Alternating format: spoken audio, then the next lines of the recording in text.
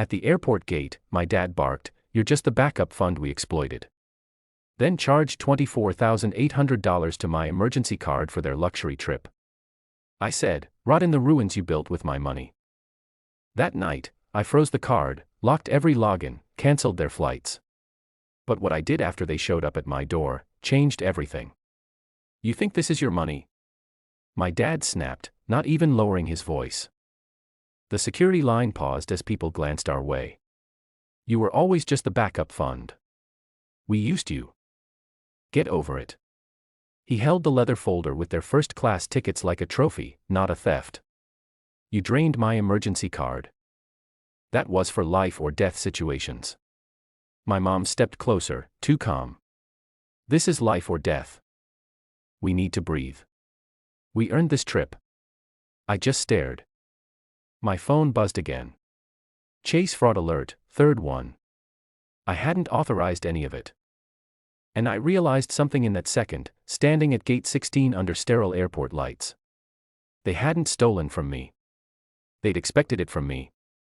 My name is Noah. I'm 25. And I was their backup plan. I've always been the reliable one. The one who didn't get arrested or get someone pregnant in college. The one who didn't cry too loud or want too much. While Ethan, my older brother, spiraled through loans and recklessness, I stayed behind to pick up the broken glass. Sometimes, literally. When Dad collapsed in the driveway, I rushed to the hospital. When Mom needed a lawyer for a business deal gone sideways, I was the emergency contact. I lived like an adult since I was 17. Because someone had to. But I never thought they'd rob me of my dignity. To my face. In public. And still believe they deserved it. Who they really are. Roger Clark, 63. Retired contractor. Grew up hard. Stayed harder. Never praised. Only performed. "I don't owe you anything," he once told me, on my college graduation day. Diane Clark, 60. Stay-at-home socialite. Kept her hands clean by pretending she never saw what he did. Master of denial. "Your father just needs space," she'd say, when he yelled until the drywall cracked. Ethan Clark, 27. Successful entrepreneur. 3 failed startups. 6 maxed credit cards. I paid off 4. He still thinks I should invest in family. Me. Noah. The safety net. The unthanked donor. The last line of defense they set on fire. Their dream trip was a cruise through Greece. I found the itinerary in my email. They'd used my Apple Pay and linked my Amex. Booked first-class flights. A luxury suite on the ship. Spa packages. The works. I hadn't even been told. I found out because my bank flagged the charges as potential fraud.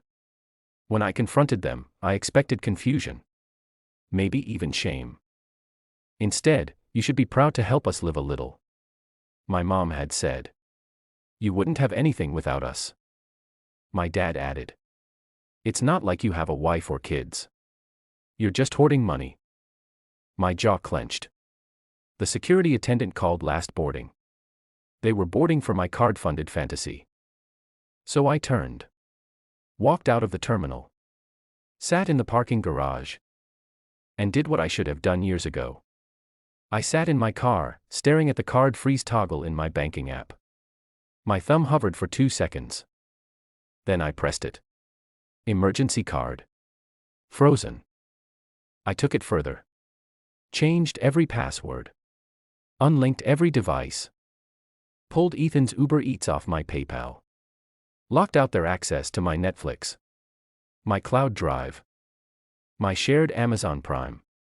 And then, with a brutal breath, I called the airline. "I need to cancel flights for passengers Diane and Roger Clark." They tried calling me 30 minutes later. 12 missed calls. My mom even texted, "We're at the gate. Something's wrong with the tickets. Fix it now." I didn't answer. Instead, I drove home. Not to hide. To wait. And at 10:32 p.m., headlights swerved into my driveway. The knock wasn't gentle. My dad pounded like he owned the hinges. I opened the door and saw them. Suitcase still in hand. Fury crackling off both of them. "What the hell did you do?" he barked. I let him yell. Until I didn't. "You stole from me." He laughed. Laughed. "You're our son. You don't steal from family." I stepped aside. Silent. Let them in.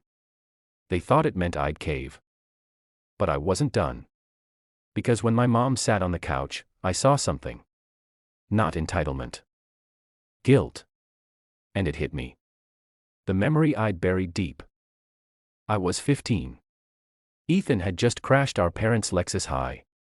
The cops were involved. My dad had blamed me, saying I must have left the keys out. He never corrected the story. Not at school. Not to the police. And I'd taken the hit. Got grounded. Missed finals. Lost a scholarship. Because family doesn't rat. And now I knew. This wasn't new. It had always been me. I walked to my desk and opened a locked drawer. Inside. A printout. Dad's tax records. From a file my mom accidentally emailed me last year. I'd never opened it. Until now. Fraudulent disability claims. Backdated payments from a defunct contractor business. Money paid into an account under Ethan's name. Even though Dad was collecting unemployment. Lo, I dropped the folder on the coffee table. Want to talk about who really pays for this family? My mom went pale. My dad stood frozen. I didn't say anything. Not when you lied to the IRS.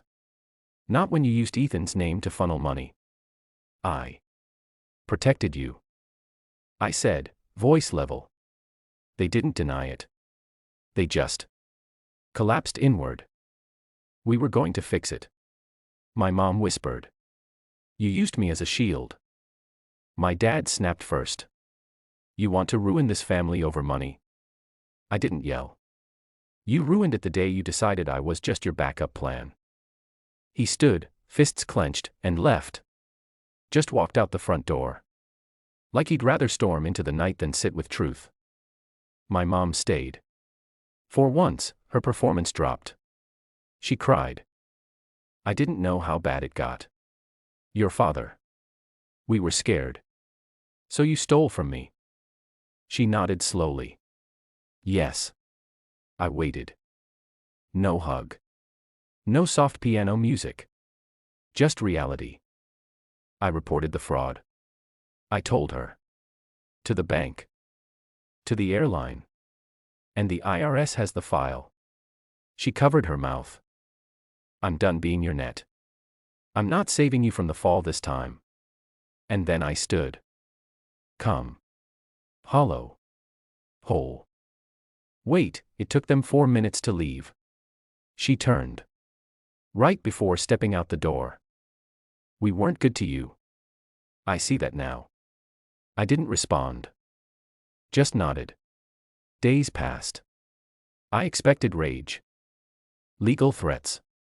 Instead, silence. And then, a letter in my mailbox. From Ethan.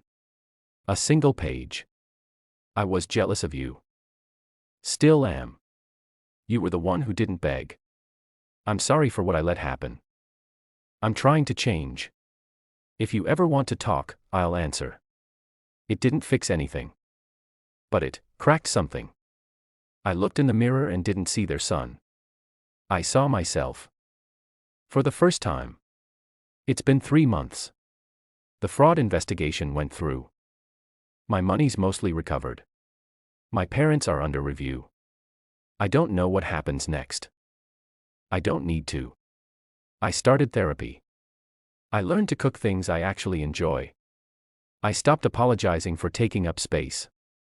Ethan called last week. We talked. Not about the past, but about bikes. Simple. Honest. Forgiveness isn't a line you cross. It's a weight you stop carrying. And today, for the first time in years, I walked past the bank without checking my balance. Because I finally know what I'm worth. If you've ever been the backup plan in your own family, overlooked, used, or betrayed, this story is for you. Tell us in the comments, what would you have done if your family drained your savings and told you it was repayment? Have you ever had to cut off toxic ties, even when it hurt? Share your story. You're not alone. Subscribe for more emotionally charged true stories. And remember, you're allowed to protect your peace.